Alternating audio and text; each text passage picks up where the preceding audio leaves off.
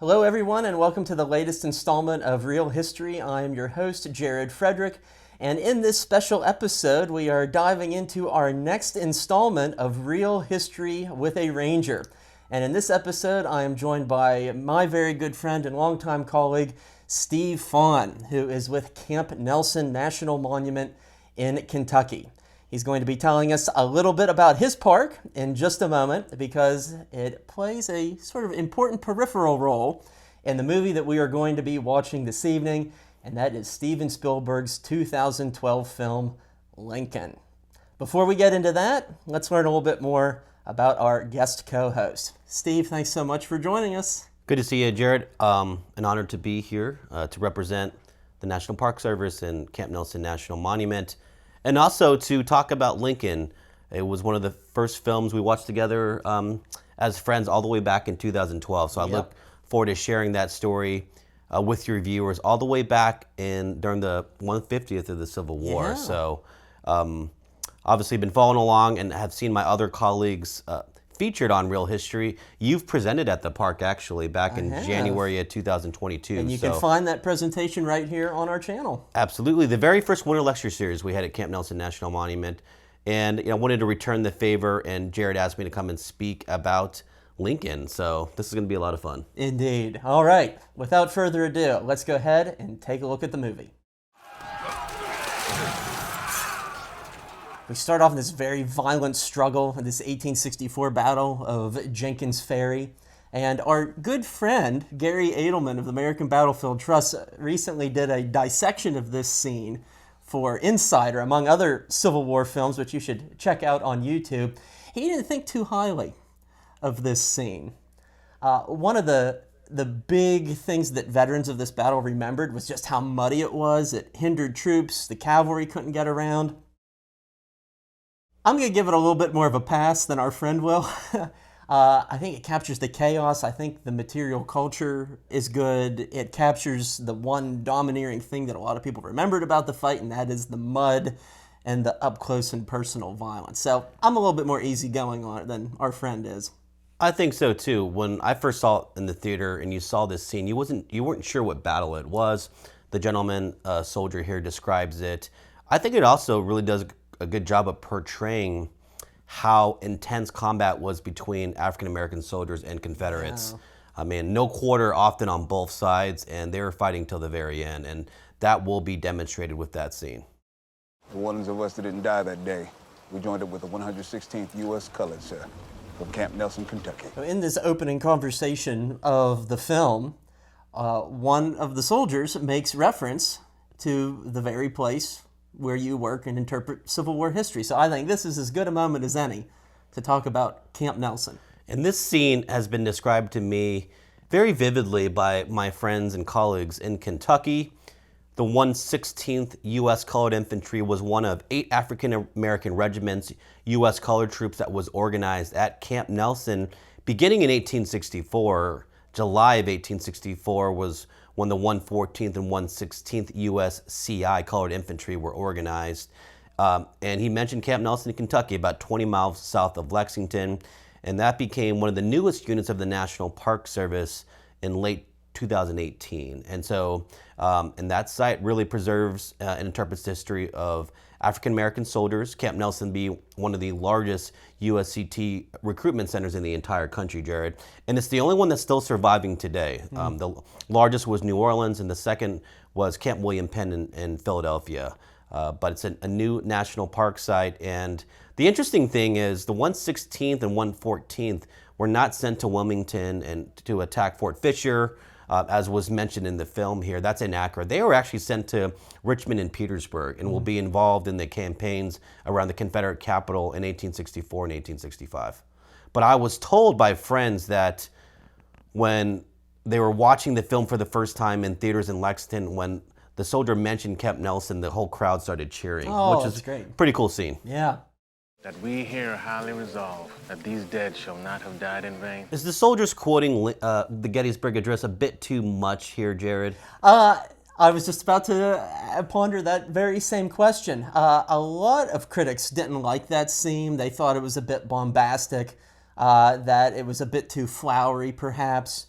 Some historians have been of the mind that maybe the Gettysburg Address wasn't really as much an iconic part of the American consciousness as it is today.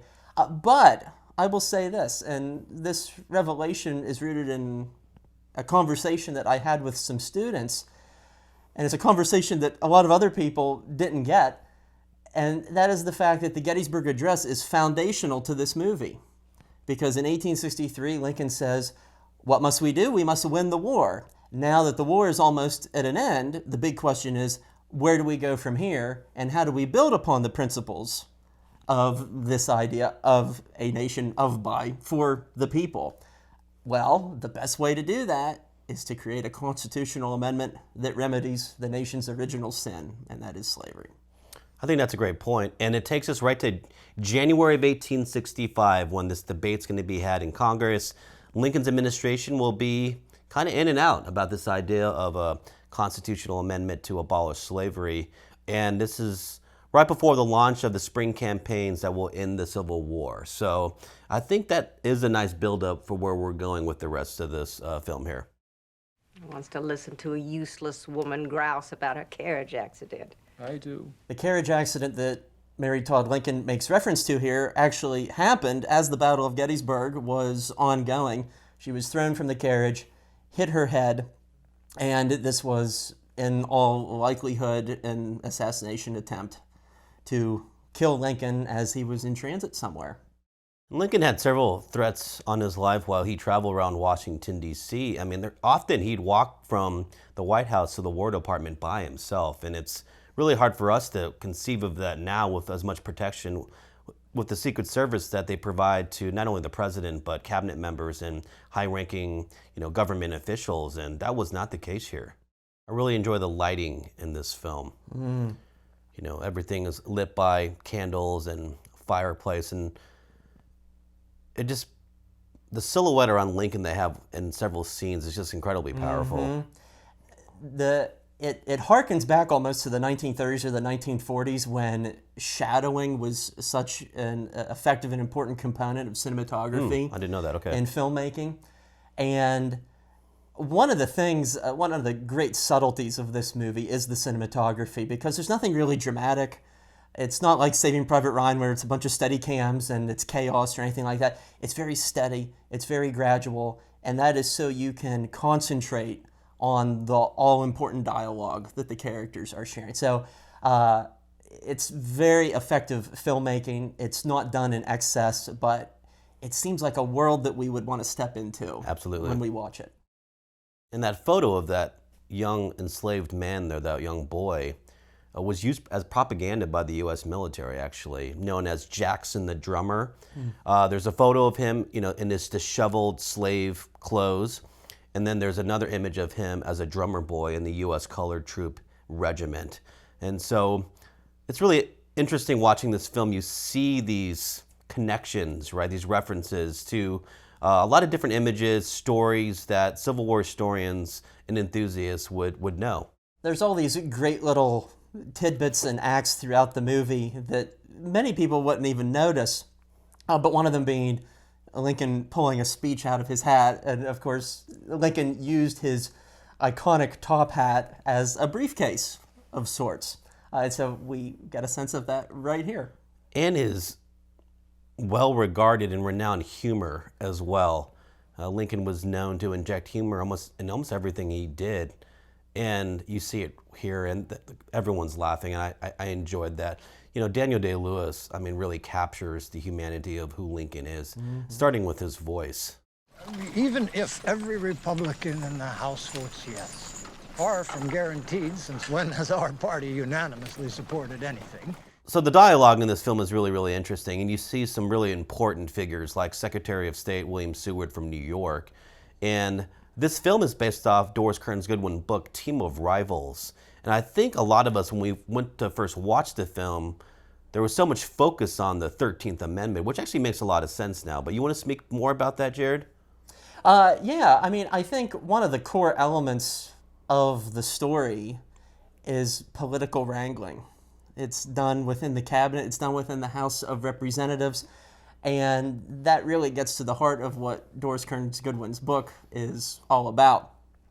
This movie is only focused on a wee tiny little section of that mammoth book, but I love the arguments, the disputes, the contrasting visions that Lincoln and Seward and other people within the executive mansion have as this movie plays out. And it's his little rivals for the Republican nomination in 1860, and they all become part of the cabinet, which is absolutely incredible. And we're going to see that here moving forward in the film. And wake him each morning, crying out, "Today is the day the world shall end, as Scripture has foretold." The lawyers shot him, for the sake of peace and quiet, I presume, thus fulfilling, for the bird at least, his prophecy. Like you said, humor is a very important part of who Abraham Lincoln is. And we aren't done with his many jokes throughout this movie.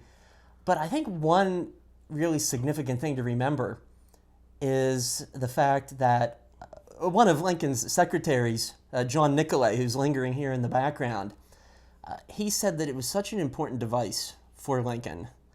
Otherwise, he wouldn't have been able to live or cope with himself because this was a man who fought depression his entire adult life, and comedy was how he dealt with the world around him. And there's family tragedy, there's national tragedy, there's personal tragedy, and humor is what Lincoln constantly leans on to get him through it. And some people really enjoyed it, others did not. I know there's an account from George McClellan, the former general-in-chief, who wrote to his wife. He could not get over that Lincoln was telling all these stories and these jokes, and he thought it was unbecoming of a gentleman to hold this office. But looking back, Lincoln had just defeated him in the 1864 election there. So Lincoln was keen at getting people on the same page, and using humor was one of the ways he employed that. We can't tell our people they can vote yes on abolishing slavery unless at the same time we can tell them that you're seeking a negotiated peace. So at this moment, we enter the Blair House, which is just right across Lafayette Square from the White House. That's right. It is used as a guest residence for VIP White House guests today. And its proximity to the White House is very fitting here in an 1860s context because the Blairs were power brokers of the Republican Party, founders of the Republican Party, no less. And they were a little bit more conservative and traditional than many of their so-called radical Republican colleagues, a little bit more hesitant on the issue of emancipation and abolition here, at least in regard to the 13th Amendment. And Montgomery Blair, who had been recently ousted as Lincoln's Postmaster General, he had been opposed to slavery in the sense that he believed in preserving the Union, but he believed that African Americans weren't prepared for the political rights that many people wanted to put in front of them at this moment. And I think that speaks to some of the division within the Republican Party, as how it plays out in the film. As Preston just mentioned, we formed this party as a conservative, anti-slavery party. And we're going to see the other aspect of the Republican Party with the radical faction. And, he's also got a son that serves as a major general in Sherman's armies. And so the Blair family is heavily invested in this war. As you mentioned, Monty was in Lincoln's cabinet as of 1864.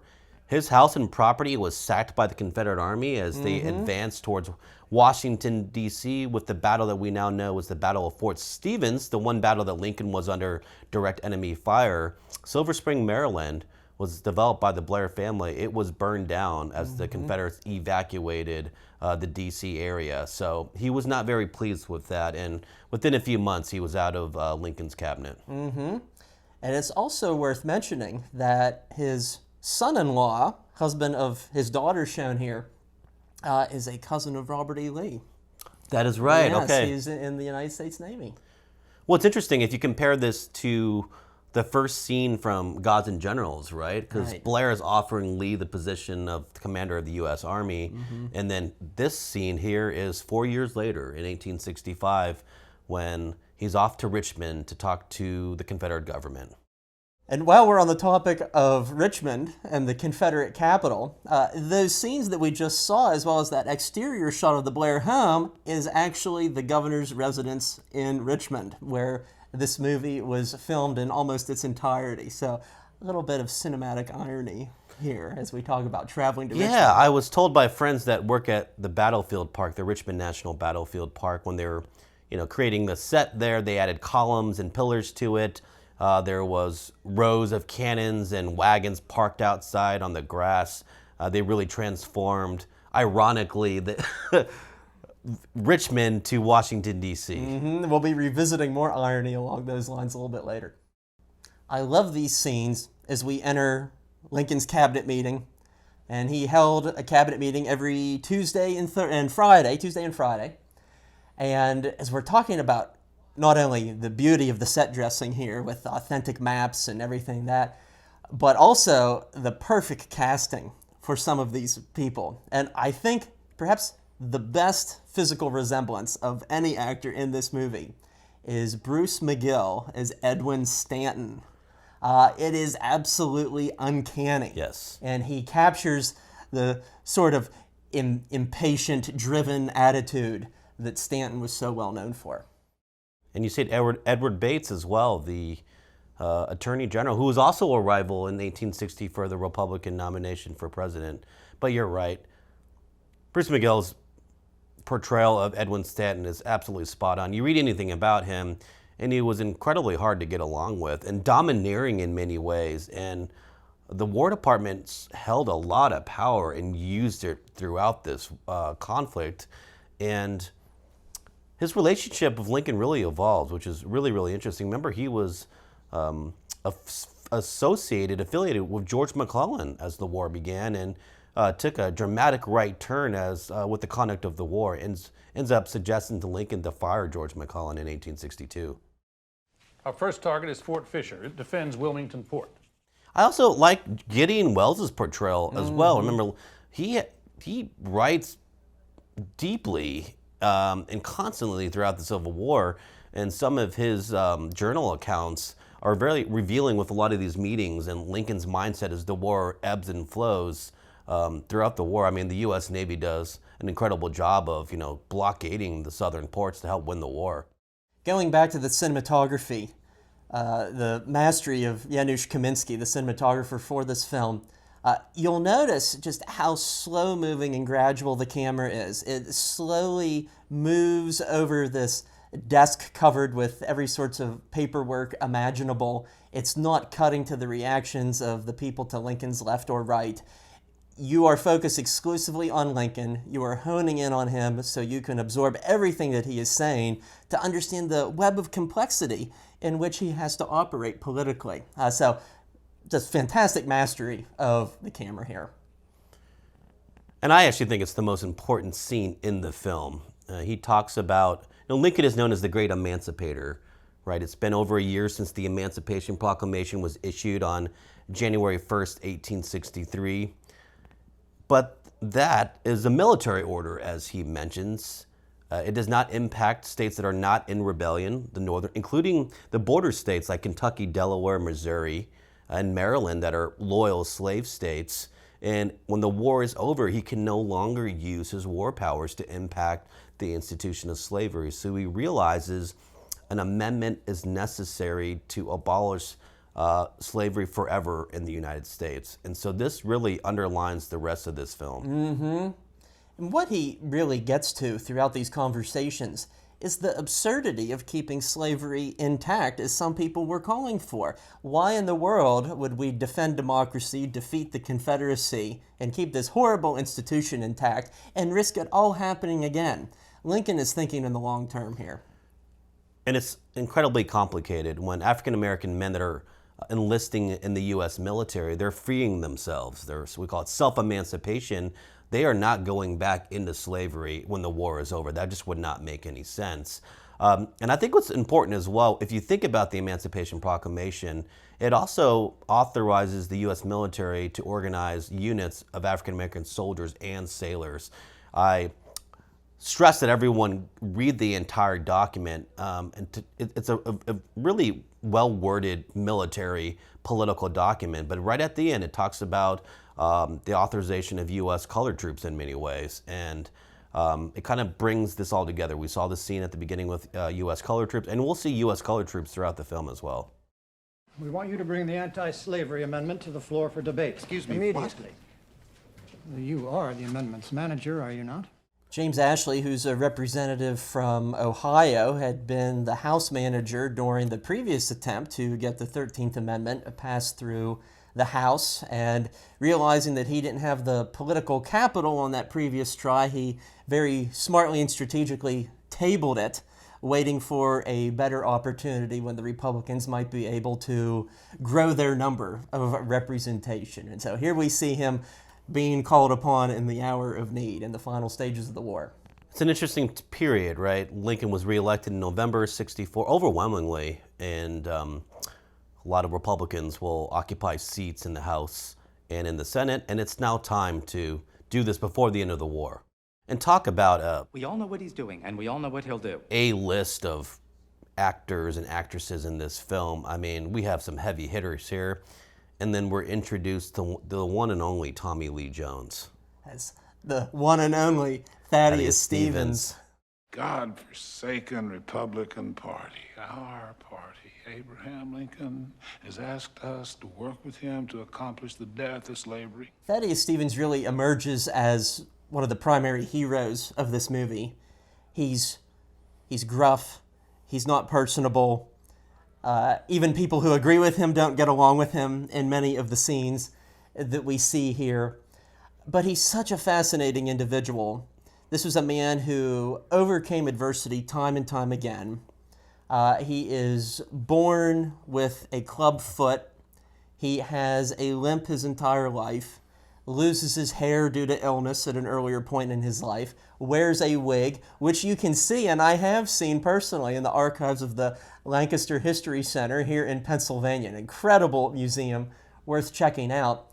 But it's because of his own vulnerability and perhaps as he perceives it, physical shortcomings, that he is able to empathize with other people who are oppressed, ridiculed, mocked, or misjudged merely because of how they look. And so that idea of empathy is absolutely crucial to the understanding of Thaddeus Stevens. And he's not only a proponent of black rights, but also for universal education and improving the school system in Pennsylvania. And all of these safety nets that we consider part of the social welfare fabric in today's society, he was in many ways a mastermind of. Lincoln is reelected to his second term. The war is starting to go in the favor. I mean, it has been for quite some time in 1864, but the pressing matter on the table for the U.S. government is what to do with the defeated Confederacy. What do we do with slavery? Do we abolish it forever through a constitutional amendment? Do we occupy the South? Do we bring them back in? What's going to be the future of the United States in the summer of 1865, I think, is the question on everyone's mind. And it will be revealed throughout this film. And these scenes in Congress are just absolutely incredible. We think our politics are heated and controversial. My goodness. His Highness King Abraham Africanus I, our great usurping Caesar, violator of habeas corpus and freedom of the press. Here we are introduced to Fernando Wood, who in his own time was known as one of the most corrupt politicians in the American system. And of course, he is no friend of Abraham Lincoln. And what I like so much about these scenes is just this colorful tapestry of insults and rhetoric that are perhaps a more sophisticated version of the sort of tweet-like insults that we see in our more contemporary era. And you'll see a lot of this language used against Lincoln in newspapers. King Africanus, right? So he's a dictator. He's only here to free African Americans, right? And that will be used by members of the Democratic Party in Congress. And I think it's important to reveal how important Mary Todd Lincoln is, and with the political aspirations of her husband as well. She was very keen on politics, and that is truly shown here as she attends a lot of these sessions of Congress.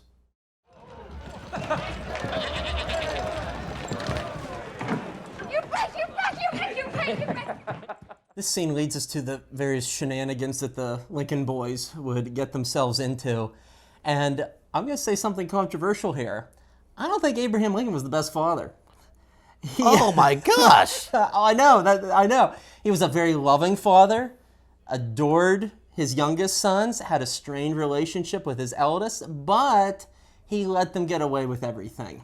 Yeah, they turned the White House into kind of the madhouse. But It truly was. I mean, Tad Lincoln didn't learn how to read until after his dad died, because his dad was like, oh, he'll eventually learn. Oh, really? Yeah. I didn't realize that. He was Okay. illiterate, like at 9 or 10 years old.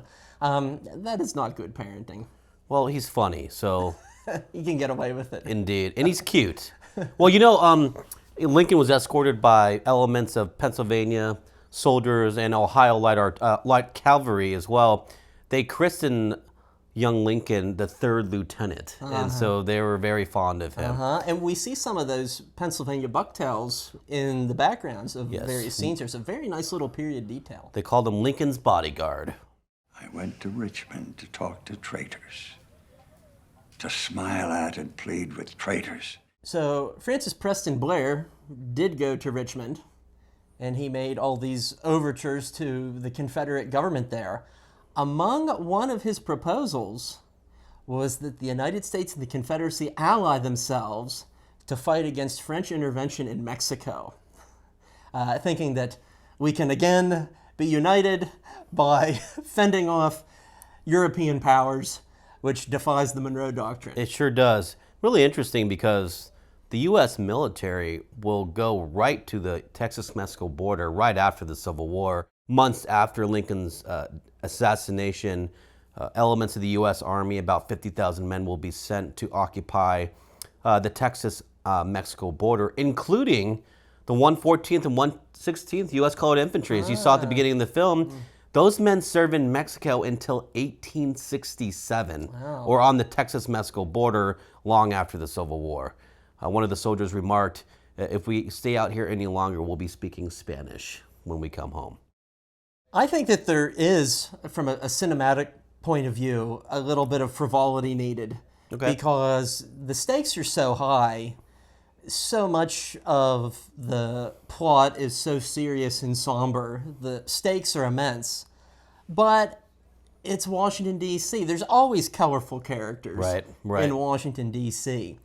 And I'll also mention the nice little cameo that the amputated leg of Dan Sickles makes in the background here, already on display, although they show the flesh still on it. It had been boiled down, and it was just the bone. Was it just the bone by then? Okay. By 1865. But these are the little things that make this film so good, is that all these elements that are in the background, the bucktails, the maps on the wall, Dan Sickles' amputated limb on display in D.C. And one of the first people to visit Sickles when he's recuperating after Gettysburg is Abraham Lincoln.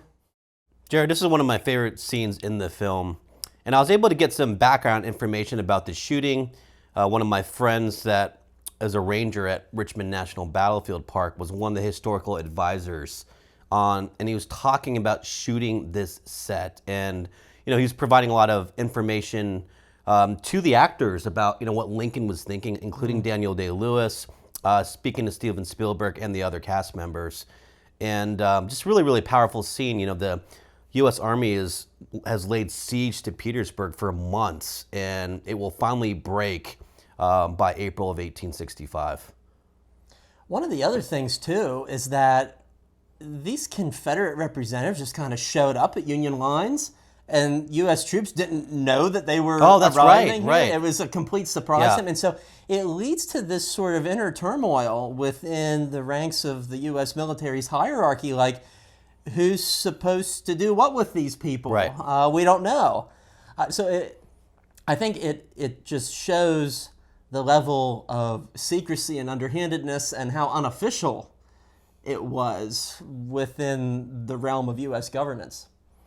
And obviously the sight of seeing African-American men in U.S. uniform, it's just so powerful. I mean, how much the war had changed and over the course of 3 or 4 years. And naturally, we're introduced to Alexander Stevens here, who just a few years prior had delivered the cornerstone speech. Right, indeed.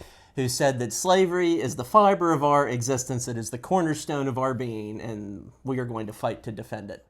They literally built the River Queen, a facade of it. I saw pictures of it, and according to my friend the ranger, he walked down the hill and saw this facade that was the River Queen, and apparently he saw this gentleman walk out one of the doors, and it happened to be Daniel Day-Lewis dressed as Lincoln. And according, to him, he said out loud, "Oh my God, it's the president."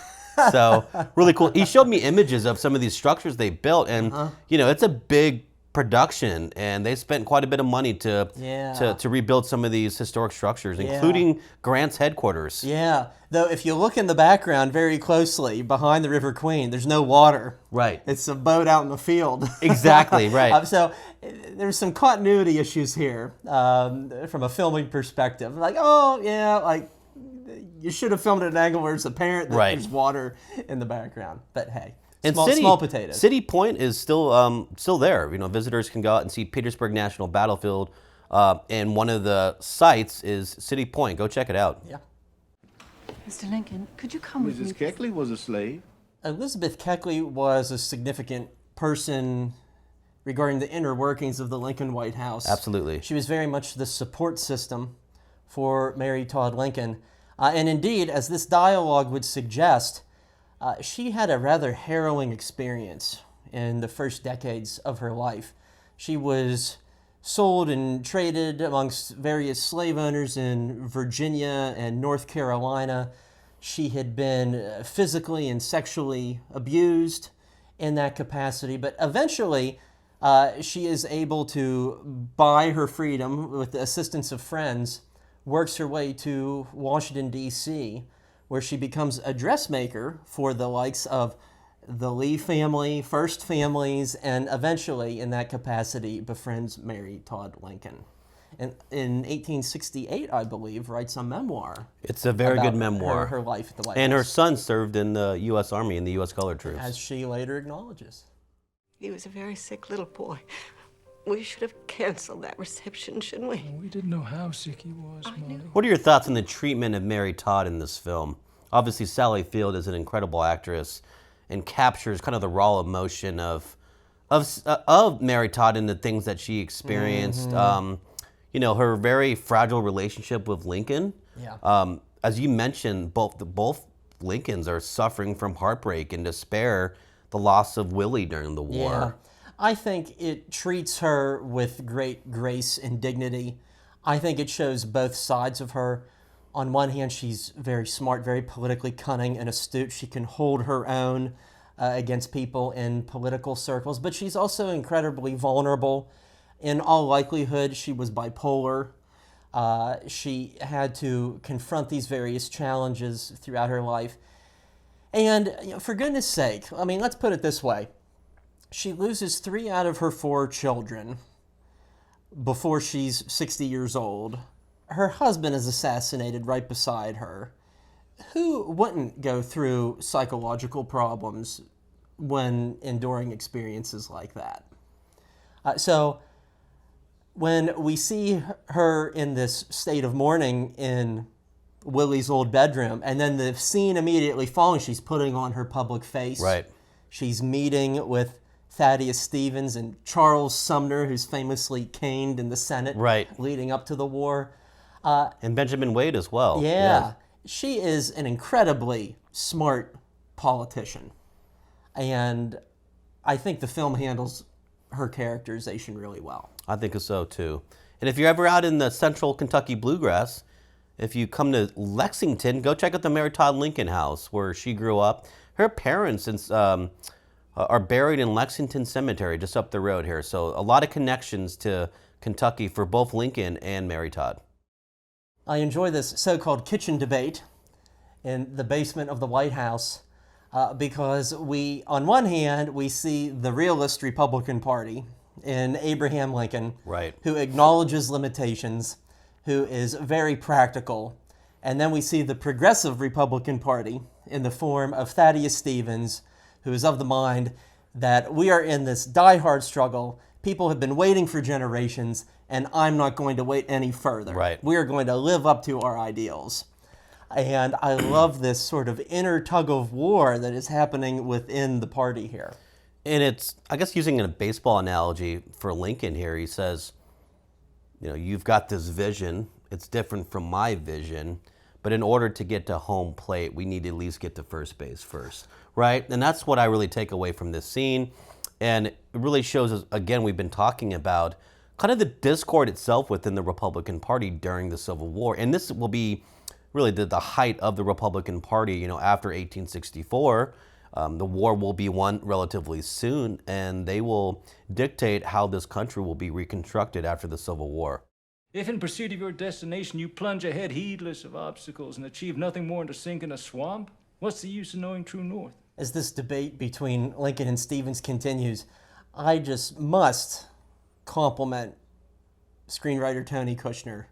The imagery and the 19th century lingo that he is able to incorporate into this script, I think makes it truly one of the best screenplays of the modern era. And I think it's an absolute travesty that Argo defeated this movie for best screenplay. Right, absolutely. The whole world knows nothing to make an Englishman shit quicker than the sight of George Washington. And that is a true Lincoln joke. One that Doris Kearns Goodwin often tells when she goes on talk shows and things like that. I remember the reaction from the audience in the theater when we saw it in Gettysburg. Everyone was roaring in laughter. Yeah, and then you go from that really funny scene to this. You know, the U.S. military had been trying to capture Wilmington and Cape Fear, one of the final ports you know, into the Confederacy for months now. A haven for blockade runners. Indeed. And I love this scene where Lincoln and Stanton hold hands together reading the report. They're not lazy. They're busily buying votes. But we hope to be saved by the national mood. George Pendleton, here talking about the national mood, was a Democrat from Ohio, steadfastly opposed to any abolition measures. He had been the running mate of George McClellan in November 1864. And I'd say the actor who plays him does a really good job at capturing his persona, but he's about 30 years older than what George Pendleton actually was. I think in a film that sublimely casts people going by their age and their appearance, that's one little shortcoming in that regard. Then you have George Yeaman from Kentucky. Kentucky, where Lincoln was born, where Jefferson Davis was born, Mary Todd Lincoln as well. A very, very complicated state during the Civil War. As I mentioned, that's where Camp Nelson is at. A state that was pro-union, but also pro-slavery, and was vehemently opposed to the Emancipation Proclamation, vehemently opposed to the 13th Amendment. We'll talk about that towards the end of the film. And also opposed to the enlistment of African-American men for military service. And that action will change everything in that state for decades after the Civil War. And in this scene, he pokes fun at the idea of universal enfranchisement. Votes for women? Exactly. And it's significant to point out that there was a growing suffragist movement in the United States, and who was one of the firmest male defenders of that movement? Frederick Douglass. Frederick Douglass. Indeed. I really like the degree of irreverence and rather comical attitude that James Spader brings to the real-life character of William N. Bilbo. Right. There's not much that is known about Bilbo, and so he had more flexibility in fleshing out that character as he saw fit. And I was reading that one way in which he did that and got in touch with the time period is that he watched and rewatched Ken Burns' Civil War series. Okay. And he would really intently analyze the photographs and try to make character studies of people to put himself in the mood, even if he couldn't find out much about his character itself. I suggest you work some changes to your proposal before you give it to the president. Contrary to what he later admitted to in his memoirs that he was writing on his deathbed, Ulysses Grant was very much involved in being the referee in this delicate negotiating process. He later painted himself as an apolitical military man who wasn't much involved, but he was very much involved in handling this situation. Yes. Seward in this ornate smoking gown. It's a really great portrayal of William Seward. He's a bit of an aristocrat. I love David Strathairn's depiction of him.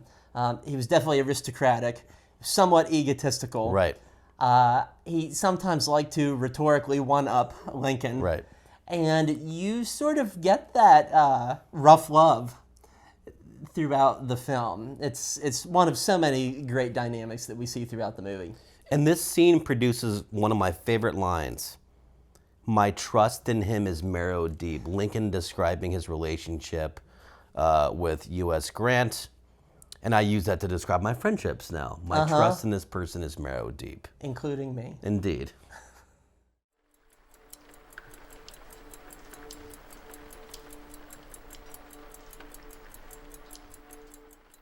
And hats off to production designer Rick Carter, who majestically recreated the residence within the White House. And that leads into this really wonderful scene with Lincoln fiddling with his pocket watch. Right. And that is the sound of Lincoln's pocket watch. They went to Illinois. Oh, really? Sound designer Ben Burt, who did the voice of Wally and E.T. and everything like that, he recorded Lincoln's pocket watch in a soundproof box, hooked up a little microphone to it. That is something that Abe Lincoln actually heard. Wow. So wonderful stuff. So Lincoln was notorious for this, spending late hours partying soldiers, reading reports, going to the War Department, and communicating with commanders in the field. I mean, he was so wrapped up in this war. I think a lot of people have talked about, you see the images of Lincoln from 61 to 64, 65. He's a different person. Mm-hmm. Well, as Kylo Ren shows us, people can change. Indeed. Kylo Ren. I don't hold with equality in all things, only with equality before the law and nothing more. This is something that actually happened. Stevens was thrust onto the stage like this to try to catch him in this foot-in-mouth moment. And this is pretty much verbatim what he actually said. He really had to bite his tongue, conceal some of his convictions, and do it in the name of advancing the amendment to appear as not a moral measure, but a war measure. As a war measure.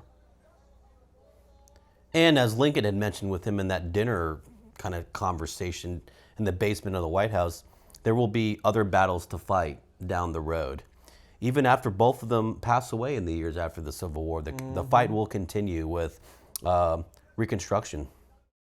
You are more reptile than man, George.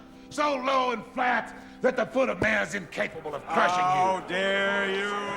How dare you? Yeah, this is one of the iconic scenes from the film. And I feel like if someone... I say that to my brother all the time. Right, that's what I was going to say. Yeah. If someone's insulting you or getting your nerve, you can say, how dare you? It's Mama you're scared of. It's not me getting killed. Lincoln scholar Harold Holzer was somewhat critical of this scene. He said that there was no proof of Lincoln slapping Robert Todd Lincoln in this sort of fashion, to which I would respond, how could you possibly know that? Right. There's just certain things that aren't recorded. What this reveals to us, though, historically as well as cinematically, is that it gets to the heart of what we see in practically every Steven Spielberg movie, and that is friction between fathers and sons.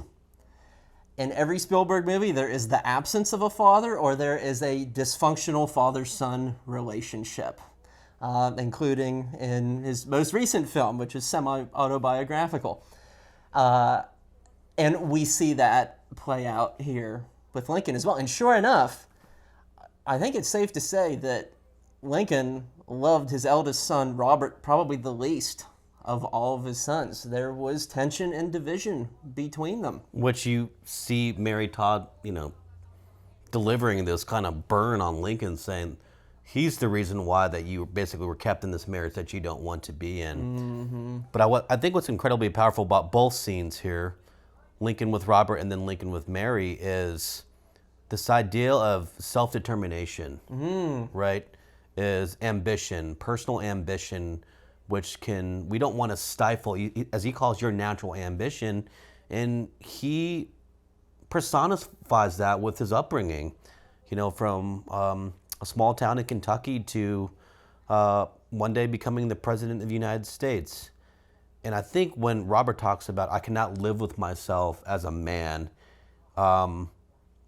if this war passes and I don't serve in any capacity because I was the president's son. I ought to have done it. I ought to have done. For Tad's sake, for everybody's goddamn sake, I should have clapped you in the madhouse. Then do it. This is one of the best acted scenes in the movie. Just the rage, the unfiltered rage that the two of them are expressing here. And you know that these sorts of feuds happened within the White House. And these are two of the greatest actors of our time who are at their absolute best, just having at each other in this scene. It's magnificent. Are you afraid of what lies ahead for your people? If we succeed? White people don't want us here. Many don't. What about you? What do you think about this interaction between Lincoln and Keckley? When I first saw this scene, it kind of threw me off a little bit. And, Lincoln, it made me reflect on Lincoln's actions in the first couple years of the Civil War, especially in Washington, D.C. I worked in D.C. for Civil War sites for about 5 years. Mm-hmm. And Lincoln supported colonization, Mm-hmm. The movement of African Americans back to Africa, even those that had been separated from Africa for generations. People that were born and enslaved in the U.S. Had no familial connections that they knew of back to Africa, right? And he supported that up until 1862. And everything changes in the District of Columbia with the passage of the Compensated Emancipation Act, where the federal government will compensate enslavers for their property. So you'll see the end of slavery in D.C. in April of 1862, long before even the preliminary emancipation. But one of Lincoln's reasonings was he did not believe African Americans and whites could coexist in a society. What are your thoughts on that, Jared? Well, I think he gets to that. I think it's expressed in this scene where he says, "I don't know you, Mrs. Keckley. I don't know any of you." He had a long-standing dislike of slavery, but by standards of today, you could very much consider him to be racist in some regards. He was forward-thinking for his time, but time can be a cruel judge to all. Indeed. And Keckley's reflection on her personal experience, on her son serving the U.S. military, saying this is our war as well, right, is critically important. And you'll see that, that African Americans, that we're determining our future in this country as well. And if we serve, we want to get something out of it more than just freedom. So, Jared, let's talk about Representative Courteous. It was from Somerset County, not too far away from here. This was a man who was on the other side of the aisle. He was defeated in a very, very close race. And the governor of Pennsylvania, Andrew Curtin, who I wrote my master's thesis about, he had it within his power to help determine who was going to be the winner. And Courteous is leveraged here to win over bipartisan votes. He will eventually do so, but his race goes to the House Committee on Elections, and 5 months after he takes office, he is kicked out and his opponent gets the seat. And so Cough Snot, as Stevens refers to him, doesn't have a happy ending here after all. But he does have a nice cameo in the film Lincoln. Yes. And if you want to, Jared, and I've been pressing him for years to publish his master's thesis on War Governor Andrew Curtin, please comment and, make the point. Please publish this. We've been waiting for this. Yeah, I don't know. Is there an audience? I will let you, the audience, decide. Learn about the war governor, the alarmist himself, Andrew Curtin, who was a strong supporter of, obviously, all things Union and was a strong ally of President Lincoln in the War Department and the administration. He was kind of one of a kind in many ways. You should look him up. Blood's been spilled to afford us this moment. Now. This idea of now, that was something that was featured in all the TV commercials and trailers. Oh, when that's this right. movie Yes, came out, that's right. As far as I recall, it's a forceful Lincoln that we aren't necessarily accustomed to. Right. We're more accustomed to the stoical, quiet, fatherly, homespun Lincoln. But here, we get a very different version of him. Right. One who is robed in constitutional power, and he is aware of it. Right. So well, it's he's good stuff. As you mentioned, he's a pragmatist, but he understands there's a moment here, right? And they must meet the moment in order for this republic, the fate of the republic, and the future of millions of people moving forward. It's critically important that they make this step. This idea that we can just rely on the proclamation and these confiscation acts that were approved by Congress, those will go away the second that the war ends. Lincoln recognizes that. Now is the time. You'll notice the banner, the red, white, and blue banner being unfurled in the background here. And apparently those were banners that were placed over the seats of Southern representatives who had left to join the Confederacy. And so it was kind of a tangible token reminder that these seats may be empty now, but they won't be empty forever. Oh, interesting. Okay. We welcome you, ladies and gentlemen. I just think this scene is interesting because the Republicans acknowledge these African Americans that are, in the hall now, and the indifference from the Democrats. It really just shows you the polarization here. Mm-hmm. And once again, one of the ironies that this very chamber was the capital of the Confederacy. And exactly, right. In real life. Right. And here we have this famous moment in the quest for equality happening in the former home of the Confederacy. It's almost poetic in a way. It is, indeed. This is an interesting scene. You got multiple locations here, right, Jared? Like they're in the field with the Army at City Point. You see Robert Lincoln, by the way, who's now serving as a captain on Grant's staff, excuse me.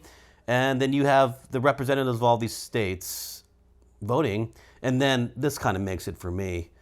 Lincoln is reading with his son while one of the most important votes in American history is occurring. The sentimental Lincoln Indeed. that we get a dose of here. There was, though, a degree of controversy when this movie came out because the screenwriter changed the votes for some states. I saw that, right. People from Connecticut were like, wait a minute, we voted for the amendment. Right, Why are our votes being changed? And that's used to heighten the suspense of the moment. Either that or it was just a sloppy moment of something being overlooked, but some people, in some New England states, were really mad about this. Deservedly so. Yeah. It's one of the other fascinating things is that when this movie came out, the state of Mississippi had yet to ratify the 13th Amendment. Yes. Many southern states ratified the 13th Amendment within 6 months of Lincoln's death. Mississippi ratified it 6 months after the movie Lincoln. Indeed. And Kentucky, as I mentioned, opposed it on December 6th when it was ratified by 2/3 of the state. The state of Kentucky did not ratify the 13th Amendment until 1976. 1976. This is an absolutely wonderful scene as Lincoln goes to the window and he hears the church bells. And those are the actual clanging of the bells of St. James Lutheran Church in Washington, D.C., right across from Lafayette Square. Those were the actual bells that were ringing. Those were the actual bells that Lincoln heard when this moment happened. So another moment where you're hearing something that Lincoln actually listened to. And they did the same type of recording? Mm-hmm. Oh, wow, okay. And I love this moment here. I love where Representative Ashley is crying, and it's like a mixture of crying and laughter. And in the actual moment in the House chamber, there was sort of this stifled moment of quiet where everyone just kind of, they just gasped their breath, and then it broke out in this jubilation that we see here. Because think about this. The Constitution had only been changed twice since the Bill of Rights. Right. Exactly. Yep. Constitutional change did not come easily in the first 70 years of the Republic. So this was truly a milestone moment.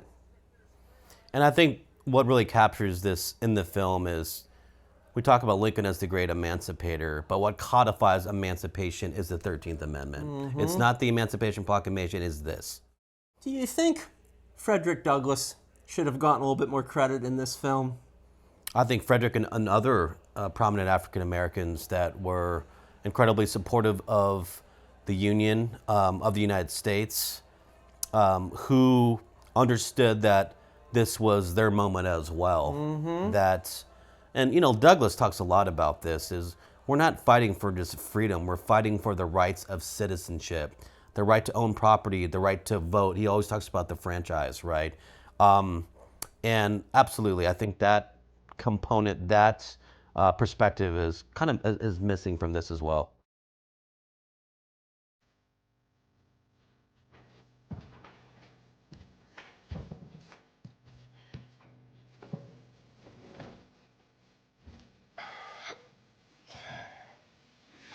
I wish you had been present. So Jared, I remember this scene. We're in the theater, and when Thaddeus Stephen gets in bed with this African American woman, Lydia Smith, there was this reaction in the audience, and then people were talking about it for days afterward. People are still talking about it. Exactly. How much truth is there to this scene? That is the million-dollar question here. So, for Thaddeus Stevens' enemies, this was a criticism that was hurled against him, including in D.W. Griffith's The Birth of a Nation, that he is seen as some miscegenation sort of guy who was doing impure things with his housemaid. The truth of the matter is that there is no evidence to suggest that they had this sort of intimate or sexual relationship that is hinted at here in the film. What we do know for certain, though, is that they had a very, very close friendship. They raised children together. There's not evidence one way or another in my mind to suggest that they were sharing a bed. I mean, it is left to the creativity of the screenwriter here. I don't think, though, that it necessarily degrades Thaddeus Stevens' reputation. In my mind, it shows that this is a man who walks the walk and he talks the talk. Indeed. That he truly does see equality before all people, and he's not going to let something like race hinder his love life. So I'm not as insulted by it as some historians were. All our rights will be subject to a Supreme Court, benched by bloody Republican radicals. All our traditions obliterated. In this scene, we get the contrarian view, the Confederate perspective, in which Alexander Stevens explains what is on the line for his clientele. And this, too, happens on the River Queen. And it's important to point out that Lincoln and Stevens had been friends before the war. They both were part of the Whig Party. They both campaigned for Zachary Taylor, I believe. And even though they were sworn enemies, I don't think they necessarily saw themselves as such when they showed up here on the River Queen. So I learned more about this scene from my friend who's the historical advisor. And obviously to add drama, the gentleman, the Confederate commissioner, gets up and leaves the room there. And he's like, that didn't happen because we have his recordings about what happened during the meeting. So he never left the room. But the scene looks really good. Yeah, no, it does. And it was on this same vessel that around this same time where Lincoln also meets with Ulysses Grant, William Tecumseh Sherman, and Admiral Porter. That's right, David D. Porter. To discuss the final chapter of the war. So Lincoln used this boat a lot in the final weeks of the war. It was kind of the 1860s equivalent of Marine One. That's right. There's really great images on the Library of Congress of City Point because it was Grant's headquarters. It was a large supply depot, and Grant and his staff were there for quite a bit of time, months. And they built winter quarters there, and there was a reproduction or replica winter quarter that served as his office that you can see at the park today. What do we see in this fiery scene right here? We see the beginning of the end of the Confederacy in many ways. In early April of 1865 with, After the Battle of Five Forks around outside of Petersburg, the armies of the United States under U.S. Grant have basically broken the line. And the Confederates abandoned the capital. And this will lead to the march to Appomattox and eventually General Lee's surrender on April 9th. The beginning of the end, really. When Lee's Army of Northern Virginia surrenders, it's the beginning of the end for all the Confederate armies in the field. Within the next few months or so, you'll see the capitulation of the Confederate military forces.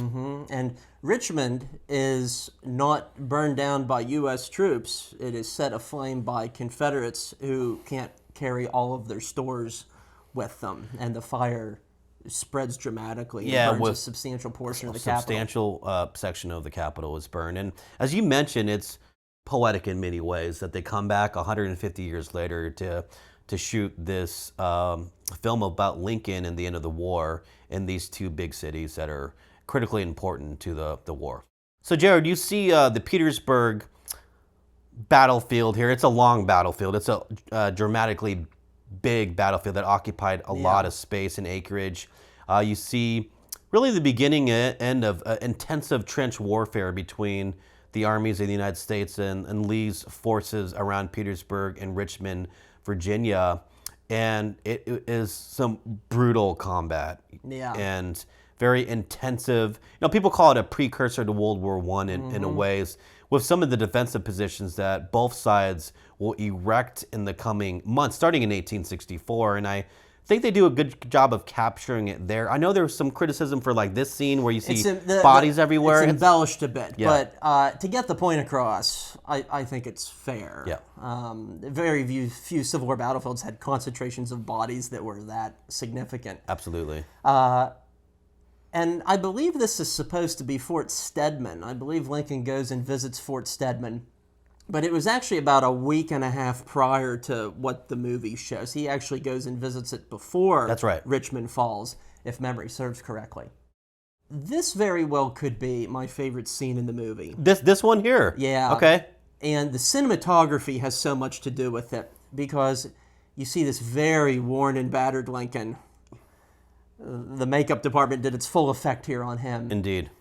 But you see the shadows of the soldiers marching in front of the house, and it's almost like a Norman Rockwell painting in my mind, and it captures the gravity of the situation, and it also gives a tip of the hat to the huge numbers of people who were involved in all this without even showing them.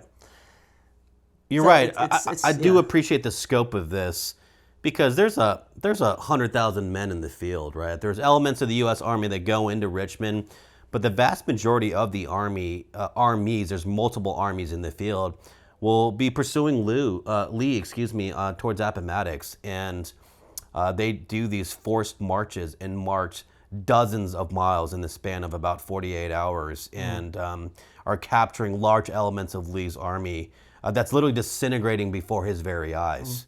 And here is your useless bit of Hollywood trivia. This same structure was used as the Addams home in the HBO miniseries John Adams. And it has been used in a number of other productions. Oh, really? In the years since, including the television show Turn, the miniseries The Good Lord Bird, and a whole host of other period adaptive dramas. Reuse, as we like to say in history. Yes. So talk about a big production film, Jared. I saw images of the McLean house that was built for this very scene, the one and only scene at the McLean house at Appomattox Courthouse.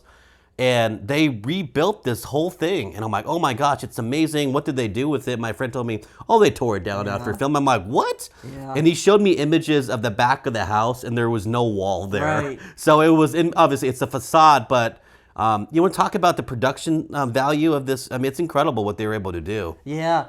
They were originally intending on going to Appomattox to film in the real place, but they determined that it was actually cheaper to build this. I believe the park called Maymont, I think, is where they filmed this, right outside of Richmond, that it's actually cheaper to build the facade than to move the whole production crew halfway across the state of Virginia. Oh, really? Okay, that makes sense. To film at the real place. That makes sense. But man, did they do a good job of recreating the scene. Now, there was a large white clapboard house here by the picket fence. They didn't include that, but this is what it looks like today. Well, we talked at the beginning about the lighting and the shadows. This is, sound like a broken record, but one of my favorite scenes is the scene of Lincoln walking. You see the shadow, you see the reflection of the top hat, right? Or at least of the silhouette of it. Lincoln was known to have that kind of awkward kind of gait. There's a hobble to him. Right. He's sickly. Daniel Day-Lewis captured the true essence of Lincoln, but just seeing him go down that staircase, you can still see his silhouette. I just think it's incredibly powerful. Mm-hmm. And it leads to, obviously, the tragedy of the Civil War in Lincoln's life in many ways. And I found this really compelling. Obviously, there's been several films that have depicted Lincoln's assassination at Ford's Theater, but they go to this scene of... At Grover's Theater. Right. I'm trying, it was Aladdin, right? Yes. And you're surprised because when you cut to a theater scene at this point in the film, you think, oh, it's going to show the assassination. But no, you learn of the assassination through the eyes of Tad. Oh, and oh my God! When I first saw this, I was like, oh, like this is like when he breaks down crying. I'm like, oh, that really got to me. Right. Oh, and poor Tad. I mean, this kid just lived a horrible life because he was not only behind in his education due to his father's ambivalence on it. He had a speech impediment. He probably had learning disabilities. Kids picked on him. And then just a few years after this, he contracts tuberculosis and he dies as a teenager. So, just a tragic family story. Now he belongs to the ages. So this is at the Peterson House, right across the street from Ford's Theater in Washington, D.C., where the president was taken to after he was shot by John Wilkes Booth, and he'll expire early in the morning. I believe 7:22 a.m. Mm-hmm. Yet if God wills that it continue.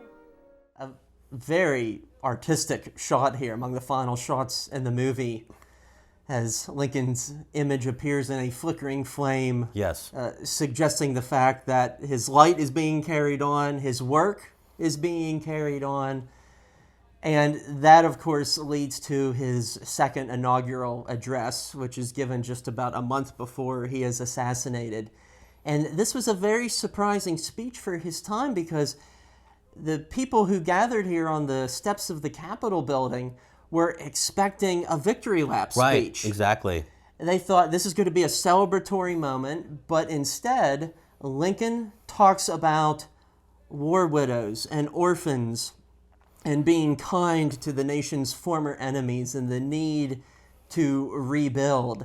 And people were incredibly surprised by this magnanimous gesture that he was articulating in his speech. And I think in many ways it's a perfect ending to the film. It is, and it's quite symbolic. If the first inaugural address in 1861, the Capitol building is unfinished. And then 4 years later, towards the end of this bloody Civil War, the Capitol dome is complete, and Lincoln's giving his second inaugural address, really about the second founding of this country, right? And unfortunately, within a couple months or within a month or so, the flags of the Capitol will be at half staff because of Lincoln's assassination. We were in the theater together. I wanted to share with our experience with this. Yeah, that's a great... It was... Yeah. I wanted to share with everyone, I'm relatively new to the Civil War world in a way. I grew up in Colorado, was a big history person, and really started studying the Civil War like a lot of people in the 90s with Civil War Journal, the Ken Burns series, of course. Glory remains my favorite film. Of course, Killer Angels and Gettysburg, and later Gods and Generals. But I did not visit Gettysburg until 2012. And I did an internship at Gettysburg National Military Park. I was doing the semester program at Gettysburg College, and it was a immersive experience in the Civil War era studies. And imagine my first time in Gettysburg it's this build up to the 150th the next year in July. And this film came out around November, right? It was November. It came out just after Barack Obama was inaugurated. That's right, okay. For the second time. And it was right around the time of Remembrance Day in Gettysburg, which I know a lot of people attend. Anniversary of the Gettysburg Address. And Jared reached out to me, and we I just met earlier that semester actually, and we wanted to all hang out to go watch this film at the theater in Gettysburg, and it was me and a bunch of Gettysburg College students, and we went together. And it was fun. It was emotional. Yeah. There was a group of Civil War generals dressed up in front of us that reenactors had clearly been drinking all night, and you could smell the liquor on them. Yeah. It was But and everybody, like Winfield Scott was there. Oh, that's and, right. You know, and, yes, that's right. And he authentically took up 2 seats. That's and, right. You know, I remember this scene to conclude. I guess for me, it had all come together, right? Like I was in Gettysburg. It was this anniversary for the Gettysburg Address. Lincoln had come out, and it was just very emotional. I remember I was actually kind of tearing up at this end of this film when he starts, citing, fervently do we pray, and you start saying the words to the second inaugural address, and you just felt it, right? And that was kind of a special experience for me. What are your thoughts on that kind of period? There was a certain sort of sesquicentennial zeitgeist. Right. There was this sort of Lincolnian attitude in national politics. In 2012, the country was going through the 150th anniversary of the war. There was, at the same time, this broader recognition of what the war was truly about and what it meant. And it represented a time of opportunity, not only in American politics, but also in our recognition of a history that had long been overlooked. So I agree with you completely. And it's a perfect film for the time, but I would also say that it's a timeless film because certainly we still have the discord of political violence and division, and there's a lot that we can learn from this movie. Absolutely, and it's hard to believe that it's now the 160th. We've already passed the 160th of Gettysburg, the battle, and now Remembrance Day, the Gettysburg Address, just in November. But we must share with everyone, it really does come full circle. At Remembrance Day, there's a keynote speaker each year, and for 2012, it happened to be none other than Steven Spielberg, and he gave the keynote, and it was incredible. And I had the opportunity to meet Steven Spielberg, as well as Tony Kushner, the screenwriter who was there. Doris Kearns Goodwin was present as well. Oh, that's right, yeah. And we'll put up some photos here for you to take a look at. But yeah, getting to meet Steven Spielberg, and he gave probably the finest speech I've ever heard anybody give. I've heard presidents speak. Sure. I've heard politicians speak. Steven Spielberg gave the best speech I ever heard in my life, personally. Well, maybe because of the film and, there were so many scenes of Lincoln's humor. I remember it being humorous. There's a scene there's a part during his speech where Spielberg was talking about his close relationship with Daniel Day-Lewis, and he's like, I could call him right now and tell him to speak like Lincoln, and he might do it, but he'd probably tell me that I was crazy, something like that. And it's obviously it's a somber, reflective event, but it was that little bit of humor that people needed, right? Kind of a boost there. So we were talking about, I guess this would be the proper end, when Steven Spielberg was called into Daniel Day-Lewis's trailer. Can you share that story? I think that's a good way to put a cap on this. After they finished filming the very final scene of the film, Spielberg went into Daniel Day-Lewis's trailer, and Spielberg was somewhat aghast by the fact that Daniel Day-Lewis was talking in his English accent again. He was no longer Mr. Lincoln, that he had become Daniel again. And Steven Spielberg started to cry because he realized that this wonderful filming experience about this incredible American leader had finally come to an end. And I think that really sums up the sincerity and the grace and the diligence in which everybody involved with this project approached the subject matter. So 10 years later, you believe it's timeless. I think so too.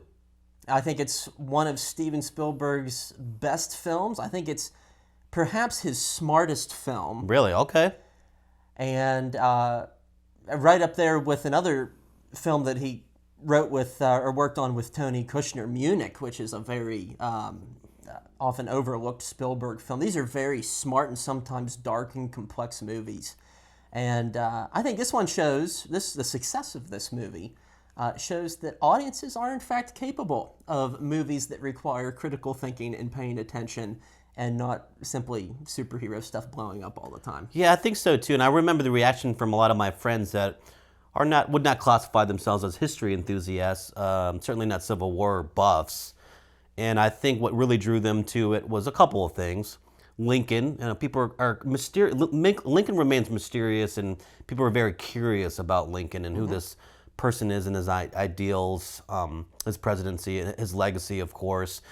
There's the Steven Spielberg part of it, of course. When you hear that it's a film's directed by Spielberg, you expect it to be good, right? Entertaining at least, and thoughtfully done. And then Daniel Day-Lewis. When people heard that Daniel Day-Lewis is playing Lincoln, I think all of us were like, oh my gosh, what is this going to be? And it's hard for me to imagine someone else portraying Lincoln on film now. Well, Liam Neeson was originally cast to play the role, and perhaps he regrets that now because Daniel Day-Lewis got his third Oscar for playing this role, and rightfully earned. As always, I'd like to offer some book recommendations. There are so many books that we could recommend, including Doris Kearns Goodwin's Team of Rivals, on which this movie is partially based. But there is a really, really good companion book entitled Lincoln, a Cinematic and Historical Companion. This offers really good character studies of a lot of people discussed in this film, and it gives a lot of great historical analysis, and the entire book is just filled with wonderful images. Something that I really like is a compare and contrast of the actors and whatnot who were portrayed in the film. It was really, really helpful as we were revisiting some of the people that we were talking about in this movie. One of the other dynamics that is discussed is Lincoln's life within the White House, and this book called Lincoln's Boys, which looks at his relationship with Secretaries John Hay and John Nicolay, is a really good one, and it offers us a more personal perspective of what it was like to work with Abraham Lincoln as your boss. If you would like a broader overview of emancipation and how this broader freedom took root in the United States, I'm going to recommend once again a book that we discussed during our analysis of Emancipation, the Will Smith Civil War movie, which is called Freedom National. You had mentioned self-emancipation at an earlier point in our analysis.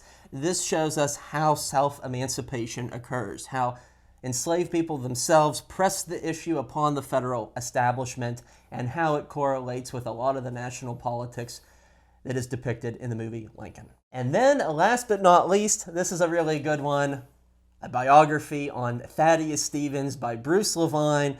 This gives you a really good glimpse into the life, politics, and worldview of one of the most important American politicians of the 19th century, wonderfully portrayed by Tommy Lee Jones in this movie, who definitely should have gotten an Academy Award for his role. Who was he beaten out by? Do you recall? I don't remember, but they weren't as good as Tommy I was Lee hoping Jones Lincoln was. would win more Oscars, but that was not the case. Yeah, it won two. One for Daniel Day-Lewis, and one for production design, the creation of all those beautiful sets that we saw in the film. And well deserved. That wraps it up for this very in-depth episode of Real History. Steve, thank you so much for joining us. It was an absolute joy to have you along. Wonderful perspectives. And we invite all of you to please check out Camp Nelson National Monument in Kentucky. Thanks, Jared. Always good to see you, my friend. A pleasure to be on this Real History. And I see this page is, this channel is just blowing up. So proud of you and so grateful to be a part of this experience. And yeah, come out and see us at Camp Nelson National Monument, one of the newest units of the National Park Service, established in late 2018. And you can find our Facebook page, our Instagram page. We have a great website as well. And we'll be commemorating our 160th anniversary from 2023 to 2026. And I know we talked a little bit about Kentucky, the complexities of unionism, of loyalty, of emancipation especially. Look for us, check us out, and we'd love to see you at the park one day. Thanks, Jared. Thank you so much. Until we see you next time on Real History, stay curious. Cheers.